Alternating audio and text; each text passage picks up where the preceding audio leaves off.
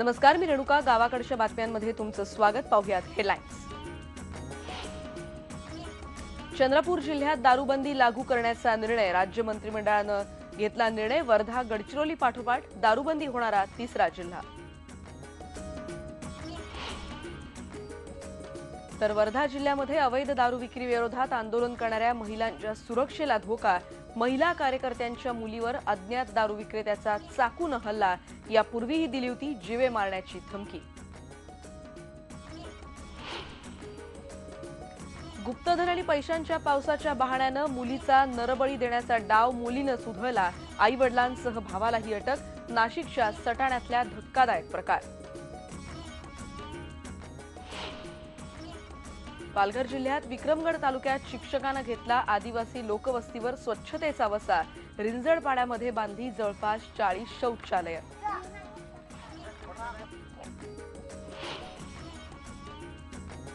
आणि नंदुरबारच्या संतोष नानकाणीचं चार्टर्ड अकाउंटच्या परीक्षेमध्ये यश. देशात तिसरा तर राज्यात पटकावला पहिला क्रमांक.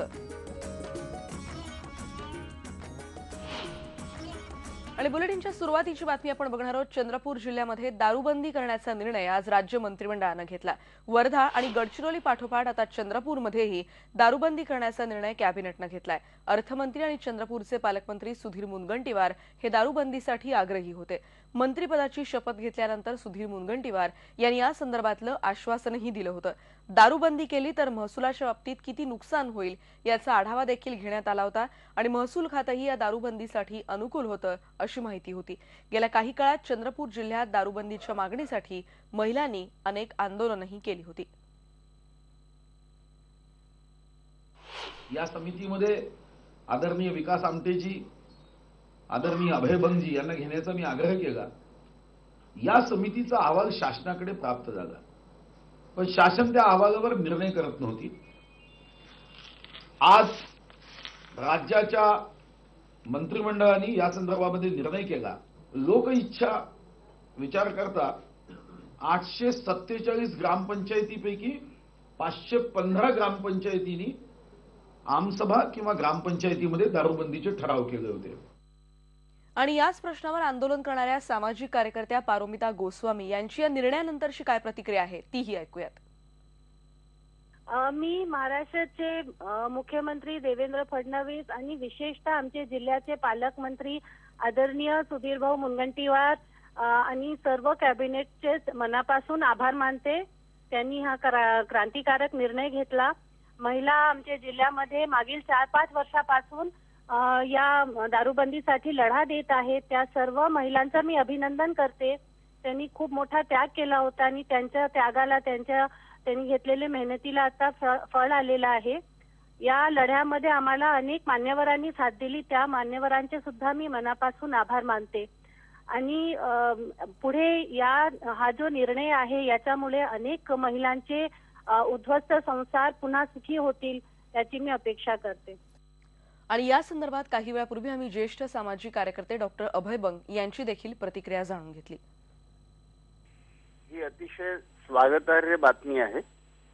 चंद्रपूर जिल्ह्यामध्ये जवळपास वर्षाला 600 ते 700 कोटी रुपयाची दारू खपत होती. त्यामुळे बाया त्रस्त होत्या, पुरुषग्रस्त होते आणि त्यामुळे शासनाने अगदी योग्य निर्णय घेतलाय. त्याचं स्वागत आणि अभिनंदन. या स्त्रियांच्या संघटनांनी आणखी सामाजिक राजकीय कार्यकर्त्यांनी नेत्यांनी याला समर्थन दिलं, त्यांचं अभिनंदन. पण तिसरा प्रश्न राहतो आणि तो माझ्या दृष्टीने जास्त महत्वाचा आहे की दारूबंदीचा निर्णय घेतल्यानंतर खरी परीक्षा सुरू होते की त्याची अंमलबजावणी कशी करणार आणि अंमलबजावणीचं चित्र स्पष्ट झालं पाहिजे आणि त्याची व्यवस्थित प्रभावीरित्या अंमलबजावणी कृतीत आणली पाहिजे. ही महत्वाची पुढची परीक्षा आता शासनाची राहणार आहे. बघा, मुंडन आंदोलन हे मीडियामध्ये एकदम असं व्हिजिबल दिसतं म्हणून तुम्हाला महत्वाचं वाटतं, पण खरं म्हणजे चंद्रपूरच्या स्त्रियांनी 5 वर्ष सलग आंदोलन केलेलं आहे आणि चंद्रपूरच्या 600 ग्रामपंचायतींनी प्रस्ताव केलेले आहेत की दारू बंद करावी. चंद्रपूरच्या 1 लाख बायांनी सह्या करून पत्र पाठवलेले आहेत की दारू म्हणून अतिशय व्यापक जन आंदोलन होतं. आणखी चंद्रपूरच्या बहुतेक राजकीय नेत्यांनी जनमताचा रेटा बघून याला समर्थन दिलं होतं आणि ते शहाणपणाचंच होतं. आपण बघितलं आता इकडे दारूबंदी होणार आहे आणि जसं बंग सर म्हणतायत की अंमलबजावणीचं काय या संदर्भातला आणखीन एक बातमी आपण बघणार आहोत दारूबंदी संदर्भातली की वर्धा जिल्ह्यामध्ये आधीपासून दारूबंदी लागू असली तरी इथे अवैधरित्या दारू विक्रीच्या घटना उघड होत असतात। वर्धा जिल्ह्यातल्या वायगाव या छोट्याशा गावात 75 दुकानं आहेत दारूची आणि त्याविरोधात 1 जानेवारीपासून इथे आंदोलन सुरू आहे आणि त्याचा राग धरून एका अज्ञात दारू विक्रेत्यानं आंदोलनात सहभागी झालेल्या एका महिला कार्यकर्तीच्या मुलीवर कसा हल्ला केला आपण बघितलं। या हल्लेखोरानं सोमवारी सकाळी या मुलीच्या ज्युनियर कॉलेजमध्ये जाऊन तिला भोसकलंय, त्यामुळे तिच्या हातावर 22 जखमा झाल्यात। या मुलीची प्रकृती आता स्थिर आहे। या प्रकरणी देवळी पोलिसात गुन्हा दाखल करण्यात आलाय, पण आरोपीला अटक करण्यात अजून मात्र यश आलेलं नाही। यापूर्वी 13 जानेवारीला आरोपीनं या मुलीच्या घरी जाऊन तिला मारहाण आणि शिवीगाळ केली होती। इतकंच नाही तर संपूर्ण कुटुंबाला जीवे मारण्याची धमकीही दिली होती, पण तेव्हा या मुलीनं घाबरून जाऊन घरी काहीही सांगितलं नव्हतं आणि त्यानंतर काल तिच्यावर चाकूनं हल्ला करण्यात आला। दोन्ही वेळेला त्यानं चेहऱ्यावर रुमाल बांधलेला होता। आता या घटनेनंतर पोलिसांनी दारूबंदी विरोधातली मोहीम आणखी तीव्र केली आहे। दारूबंदी विभाग आणि पोलीस प्रशासनाच्या कामात दारूबंदी मंडळ महत्त्वाची भूमिका पार पाडत असताना महिला सुरक्षित का नाहीत हा प्रश्न निर्माण होतोय। 3 सहेलियां के साथ में बोलते वो बाथरूम को गई बोलते, तो 3 लड़कियां बाहर निकली बोलते, वो बाहर आए बोलते, तीनों लड़के दिए चौथे से ही गई बोलते, तो वो अंदर ही मैं छुप के होंगे ऐसा मेरा अंदाज लगता है। क्योंकि कभी लड़कियां के सामने कभी नजर भर के लड़कियां ने कभी देखे होते तो वो लड़की शोर करी होती। और आज भी जो वो आया था छुप के था अंदर में, तो वो आज भी उसको मुंह को टॉली लग के था। वो उसका चेहरा नजर ही नहीं आ रहा बिल्कुल, बस उसकी आंख ही दिख रही बस, और कुछ भी नहीं दिख रहा। उसकी घड़ी दिखी, टाले बड़ी वाली डायल की घड़ी है और हाथ में बोलते लाल धागा है। गावातील ज्या चांगल्या ऍक्टिव्हिटीज आहेत त्याला गावातील जे गुंड प्रवृत्तीचे लोक आहेत ते त्याला जर असं वळण देत असतील आणि त्याचा रिव्हेंज शाळेच्या माध्यमातून जर त्या विद्यार्थिनीवर केला जात असेल तर समाजाला ही काही योग्य घटना आहे असं मी मानत नाही। आणि ताबडतोब आम्ही पोलिसला इन्फॉर्म केलं, मुलाचा पाठलाग करण्याचा प्रयत्न केला, शिक्षकांनी त्याला पकडण्याचा प्रयत्न केला, पण तो पळून गेला। आम्ही या गावामध्ये नुकतीच दारूबंदीची मोहीम सुरू केली आणि ही मोहीम दडपल्या जावी या उद्देशाने कदाचित हा हमला केला असावा। त्यामुळे प्रशासनाने आम्हाला संरक्षण पुरवावं किंवा यांना कठोर अशी शिक्षा द्यावी, ज्यामुळे आमची ही मोहीम दडपल्या जाणार नाही। देशभरात सध्या स्वच्छ भारत अभियान सुरू आहे आणि या स्वच्छ भारत अभियानामध्ये अनेक नामवंत कलाकार तसंच दिग्गज नेते शहरी भागात स्वच्छतेबाबत प्रबोधन करतात। पालघर जिल्ह्यातल्या विक्रमगड तालुक्यातल्या आदिवासी लोकवस्तीच्या रिंजडपाडा इथे विजय इंगळे या जिल्हा परिषद शाळेच्या शिक्षकानं पुढाकार घेतलाय आणि पाड्यातले जे सर्व आदिवासी बांधव आहेत आणि तरुण आहेत त्यांना शौचालयाचं महत्त्व त्यांनी पटवून दिलंय। इतकंच नाही तर घर तिथे शौचालय या उपक्रमाअंतर्गत प्रत्यक्ष बांधकामाला देखील त्यांनी सुरुवात केली आहे। या अंतर्गत आता 35 ते 40% शौचालय या भागात बांधून पूर्ण झाली आहेत। या रिंजडपाड्यामध्ये 100हून जास्त कुटुंब राहतात। एक शिक्षक म्हणून मला असं वाटलं की आपण इकडे तिकडे जाऊन सांगण्यापेक्षा आपण ज्या भागात काम करतोय, ज्या गावात आपण काम करतोय त्या गावातच आपण का नाही सुरुवात करायची। आणि त्यानंतर गावातले सगळे महिलांची मीटिंग घेतली, तरुणांना एकत्र केलं, सगळे पुरुष एकत्र आले आणि सर्वांनी घर तेथे शौचालय बांधण्याचा आम्ही निर्णय घेतला। आणि निर्णय घेऊन थांबलो नाही तर प्रत्यक्ष बांधकामाला सुरुवात ताबडतोब केली। विक्रमगड पंचायत समितीचे गटविकास अधिकारी यांच्या माध्यमातून अतिशय सुंदर पद्धतीने आणि युद्ध पातळीवर शौचालय बांधण्याचं काम सुरू आहे। देशभरामध्ये स्वच्छ भारत अभियान हे सुरू आहे। त्यामध्ये सेलिब्रिटी आणि अनेक दिग्गज नेते याच्यामध्ये उतरून हे काम करताना आपल्याला पाहायला मिळत आहेत। मात्र विक्रमगड तालुक्यामध्ये एका आदिवासी पाड्यामध्ये एका शिक्षकाने पुढाकार घेऊन संडास बाथरूम बांधायचे महत्त्व पटवून दिलेलं आहे आणि त्या गावामध्ये सध्या संडास बाथरूम बांधायचं काम देखील सुरू आहे। आपल्यासोबत काही ग्रामस्थ आहेत, हे कशा रीतीने काम सुरू आहे हेच आपण त्यांच्याकडे जाणून घेऊया। मला दादा तुम्ही सांगा की कशा रीतीने हे काम सुरू आहे आणि सगळं गाव ह्याच्यात उतरून संडास बाथरूम बांधताय का? संडास म्हणजे काय हे सुद्धा माहीत नव्हतं, कारण जेव्हा आमचे शिक्षक जेव्हा आले आणि शिक्षकांनी आम्हाला संपूर्ण गावकरी मंडळ एकत्र जमवून आणि त्यांना आम्हाला काही माहिती संडास बाथरूमाबद्दल काही माहिती सांगितल्या आणि ते आम्ही थोडीशी 8वी 9वी झालेली पोरं ते एकत्र जमून आम्ही सुद्धा पुढाकार घेतला त्याच्यात का संडास बाथरूम बांधायचे। मग ते आतापर्यंत बांधकाम चालू आहे आणि 30 ते 35% बांधून झालेले आहेत। आपण बघितलं की जवळपास 30 ते 35% संडास बाथरूम अजून तयार झालेले आहेत. माझ्याबरोबर काही महिला आहेत. मी मगाचपासून फिरताना बघतोय की महिलांच्या चेहऱ्यावरती एक प्रकारचा वेगळा आनंद या ठिकाणी पाहायला मिळतोय. तर सध्या आदिवासी महिला त्या पहिल्या उघड्यावरती संडासला जात होत्या. आपण त्यांच्याकडनं जाणून घेऊया की त्यांच्या मनामध्ये कशा प्रकारचा आनंद आहे. मला तुम्ही काय सांगा की काय वाटते तुम्हाला? रिंजणपाड्याला बाथरूम झालं संडास त्या आम्ही पहिले उघड्यावर जात होतो, पण आता उघड्यावर नाही जात. सुनाबाला पण कसे जातील. आम्हाला त्यांनी सरांनी सांगितले रोगराई रिपटणार आहे, बाथरूम चालल्यावर रोगराई रिपटणार नाही. 30% बाथरूम बांधून झाले. हातून आम्ही मिस्त्री काम करतो. 30% बाथरूम झालेले आहेत आणि त्याचा आम्ही पुढाकार घेतला. 600 लोकसंख्या टोटल 600 लोकसंख्या आम्ही टोटल बाथरूम बांधून घेऊया. आणि पुढची बातमी आपण बघणार आहोत. Institute of chartered accountants of India यामार्फत नोव्हेंबर महिन्यामध्ये घेण्यात आलेल्या सीएच्या परीक्षेत नंदुरबारच्या संतोष नानकानीनं देशात 3रा तर राज्यात पहिला क्रमांक पटकावलाय.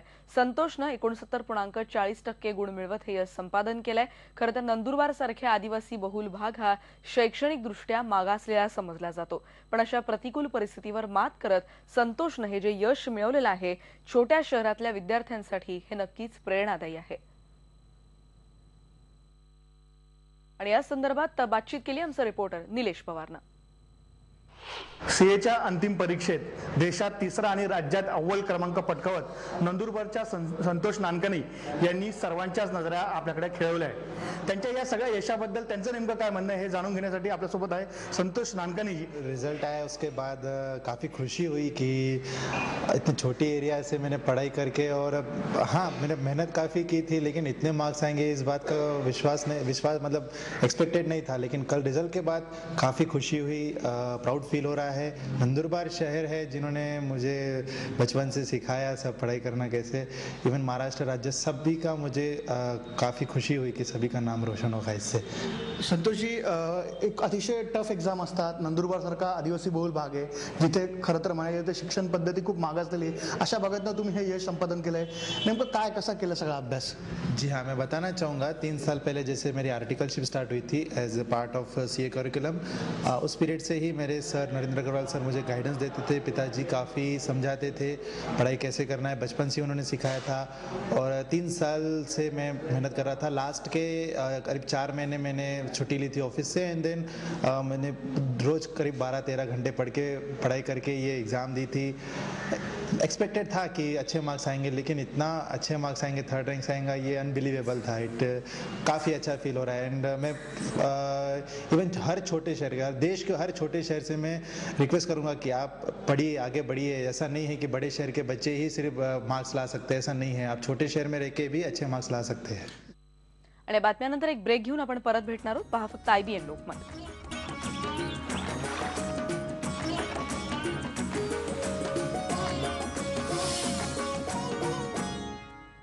नाशिकच्या सटाण्यामध्ये एका मुलीनं नरबळी देण्याचा डाव उधळून लावलेला आहे. आपल्या आई वडिलांना फसवणाऱ्या या तांत्रिकाचा नंदिनी डांबरे या मुलीनं पर्दाफाश केलाय. तिच्या आई वडिलांना गुप्तधनाच्या बहाण्यानं हा मांत्रिक जो आहे तो नरबळी द्यायला लावत होता आणि हा तांत्रिक विचित्र पूजा अर्चा देखील करत होता. या संदर्भात सटाणा पोलिसात जादूटोणा प्रतिबंध कायद्याअंतर्गत गुन्हा दाखल झालाय. दरम्यान मुख्य तांत्रिक बंडू जगताप आणि त्याचा सहकारी नंदू यादव यालाही सटाणा पोलिसांनी अटक केली आणि अजूनही 3 आरोपी फरार आहेत.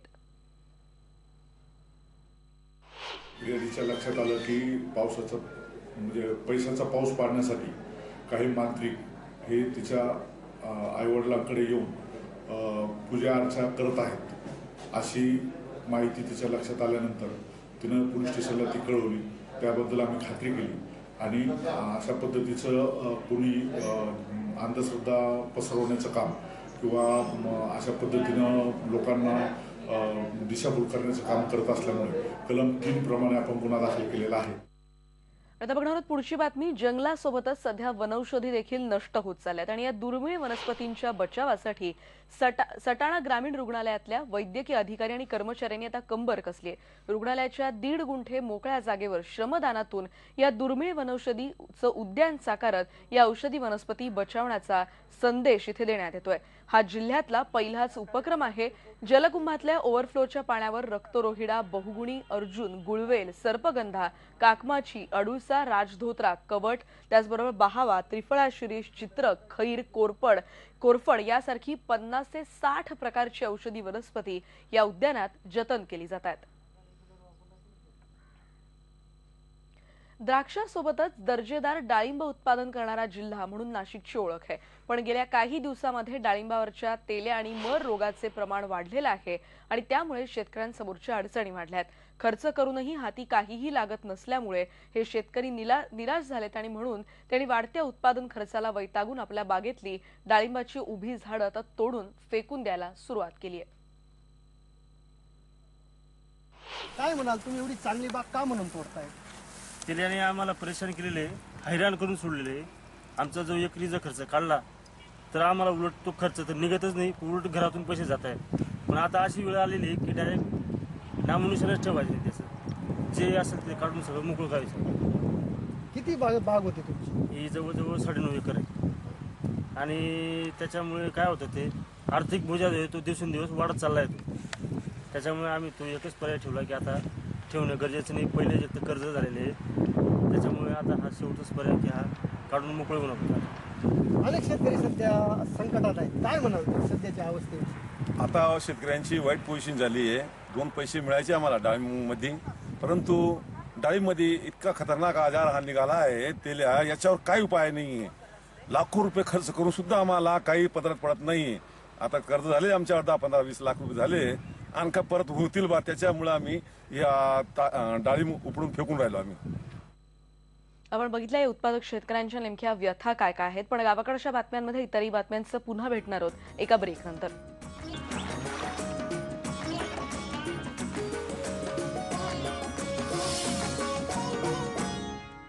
अमरावती जिल्ह्यातल्या अंजनगाव सुरजी इथल्या शाळेमध्ये कृषी प्रदर्शन भरवण्यात आलेलं आहे. हे प्रदर्शन जे आहे ते थोडं वेगळं आहे, कारण कुठलाही राजकीय नेता किंवा कृषी विभागाच्या अधिकाऱ्यांनी या प्रदर्शनात त्यांनी प्रदर्शन भरवलेलं नाहीये. तर 1ली ते 4थीचे जे विद्यार्थी आहेत त्यांनी या कृषी प्रदर्शनात सहभाग घेतलाय. अत्याधुनिक शेती कशा पद्धतीनं करावी याची माहिती या लहानग्यांनी देण्याचा प्रयत्न केलाय. या तालुक्यातल्या सीताबाई संगई शाळेतले सुमारे 250 विद्यार्थी जे आहेत ते 110 एकर शेतीवर आधारित असणाऱ्या प्रतिकृती देखील या शेतीवर आधारितल्या ज्या प्रतिकृती आहेत त्या इथे त्यांनी साकारलेल्या आहेत. सापाबद्दल खूप सारे गैरसमज समजतात. साप विषारी आहे, साप चावल्यानंतर माणूस मरतो, पण सर्वत्र साप विषारी नसतो. आपल्या परिसरामध्ये आढळणारे विषारी साप नाग, मण्यार, घोणस, पुरसे या व्यतिरिक्त निघणारे सर्व साप बिनविषारी राहतात. आधुनिक तंत्रज्ञानाचा वापर कसा करायचा आणि या पद्धतीची शेती कशी करायची याबाबत या मॉडेल्सच्या रूपाने विद्यार्थ्यांनी या ठिकाणी प्रदर्शित केलेले आहे. त्याचप्रमाणे शेतीला संबंधित पूरक व्यवसाय कसे करायचे आणि शेतीबद्दल जे गैरसमज आहे ते गैरसमज कसे दूर करायचे याबाबतचं एक चांगलं तंत्र मुलांनी आपापल्या मॉडेलमधून या ठिकाणी मांडलेलं आहे. आणि या सगळ्या बातम्यानंतर बुलेटिनमध्ये आपण इथेच थांबतो आहोत. पहा फक्त IBN लोकमत.